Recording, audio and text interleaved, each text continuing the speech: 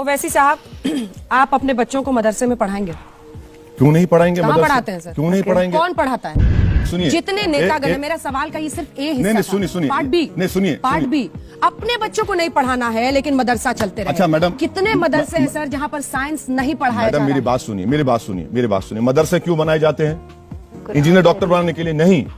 मदरसे इसलिए बनाए जाते हैं कि वो मौलाना बने, मुफ्ती बने, कुरान और सुन्नत के एक्सपर्ट बने।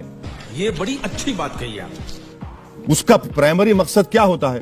अगर कोई हमारे हिंदू भाई चलाते हैं कोई पाठशाला जिसमें उनको स्कॉलर बनाना है, तो क्या बने? डॉक्टर बनेंगे वो। तो वहाँ पढ़ने वाले लोग डॉक्टर इंजीनियर क्यों ना बने? देखिए बन रहे हैं आप। बन रहे हैं। अरे यही तो कॉन्ट्रडिक्शन है सर। एक मिनट, कुछ जगहों पर साइंस है, कहीं पर नहीं है। अच्छा, तो उन बच्चों का क्या कसूर है? सुनिए, मॉडर्नाइजेशन क्यों ना हो?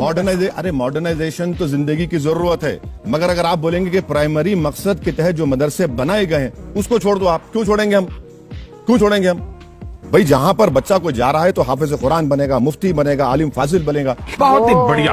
उसको क्यों छोड़ेंगे? अच्छा, आप मॉडर्नाइजेशन की बात कर रहे हैं ना, यूपी सरकार से आप क्यों नहीं पूछते बुलाकर कि 5 साल में 4.5 साल की सैलरी उन लोगों को आपने नहीं दी जो वहां पर साइंस, मैथ्स, इंग्लिश पढ़ाते हैं? शर्म करो, शर्म। मैं आपसे एक हाथ जोड़ के अपील करूंगा, आपका एक कैमरामैन दीजिए मुझे। मैं गाजियाबाद जाता हूं उनके साथ, उन मदरसों में जाता हूं जो यूपी मदरसा बोर्ड में है, और वहां पर जो पंडित लोग इंग्लिश, मैथ, साइंस पढ़ा, उनसे पूछ लीजिए, पीछे हट जाता हूं कि आपको सैलरी कब मिली थी। आप पूछ लीजिए।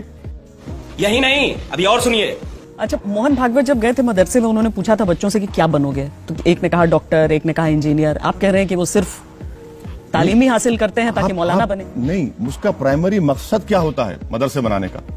आप लोग उसको समझ ही नहीं रहे। पर बच्चों की भी तो शिक्षा है ना मैडम। ओवैसी जी राइज करेंगे क्या? बच्चों को नहीं बनना है डॉक्टर, इंजीनियर से? आप वो भी बैरिस्टर बनेंगे। अभी बता दे भाई, अभी बता दे। देखिए, मेरे जो दादा थे वो जामे निजामिया हैदराबाद का 125 साल पुराना मदरसा था, वहां के आलिम फाजिल थे मेरे दादा।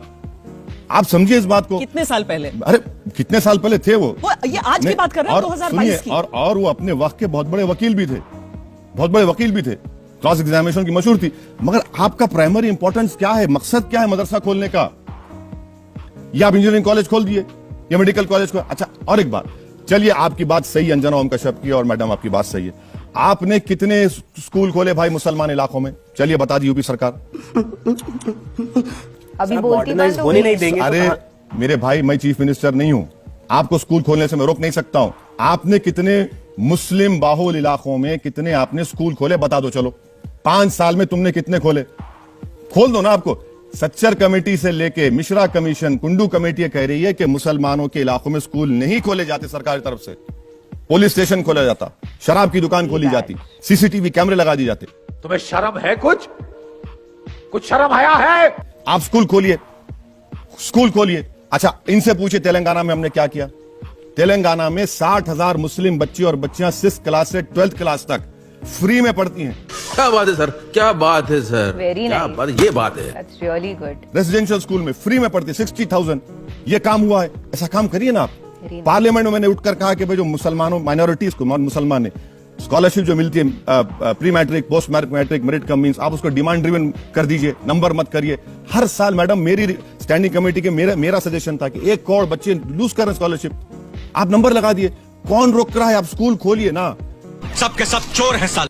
Wow, this was a great video. मदरसे को लेकर के बहुत ही क्लियरली असदुद्दीन ओवैसी सर ने कहा कि इसीलिए मदरसों में बच्चे जाते हैं ताकि उन्हें दीनी तालीम हासिल हो। मेन मकसद वही होता है, और बाकी जो सब्जेक्ट्स होते हैं वो भी पढ़ाए जाते हैं। मैंने रिसेंटली प्रज्ञा मिश्रा, एक बहुत ही अच्छी रिपोर्टर है हमारे इंडिया की, उनका एक वीडियो देखा था। वो लिटरली मदरसे में जाकर के बच्चों का इंटरव्यू ले रही थी, and she was asking kids कि आप बड़े होकर के क्या बनना चाहते हैं? किसी ने बोला डॉक्टर, इंजीनियर, साइंटिस्ट, तो कुछ बच्चों ने मौलाना बनने की भी अर्जी लगाई। तो ये एक बहुत ही अच्छी बात है, इस पर कोई विवाद उत्पन्न होने वाली बात नहीं होती। और ये बहुत गलत है कि हमारी सरकार जो गुरुकुल होते हैं, जो मदरसे होते हैं, उनको उतना सपोर्ट नहीं करती। अदरवाइज आप सोच के देखिए कि हमारा देश जो इतना रिच है कल्चरली, इतनी डाइवर्सिटी है, मल्टीपल रिलीजन्स हैं, और ये ट्रेडिशन को अगर बरकरार रखा जाए कितना सोन चिरैया जैसा नजर आएगा हमारा भारत महान। And as always Owaisi sir की आंखों पर लिटरली ये ठग लाइफ वाला काला चश्मा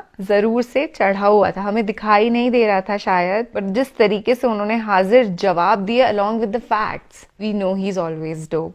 जो देसी स्वैग है ना असदुद्दीन ओवैसी भाई साहब का, that's lit and we all love it. इसीलिए तो उनके वीडियोस देखते हैं साथ बैठ करके। तो जल्द ही दोबारा मिलेंगे ऐसे किसी बेहतरीन धाकड़ वीडियो के साथ। तब तक के लिए अपना ढेर सा ख्याल रखिएगा और अपने परिवार का भी, take care of your family also and stay happy. हमेशा मुस्कुराते रहो, बड़े सुंदर लगते हो मुस्कुराते हुए, ना केवल मुझे पर अल्लाह सुभान व ताला को भी। उनको स्माइलिंग फेसेस इतने पसंद हैं कि मुस्कुराहट इज अ सुन्नत, सो फॉलो द सुन्नत। अल्लाह हाफिज।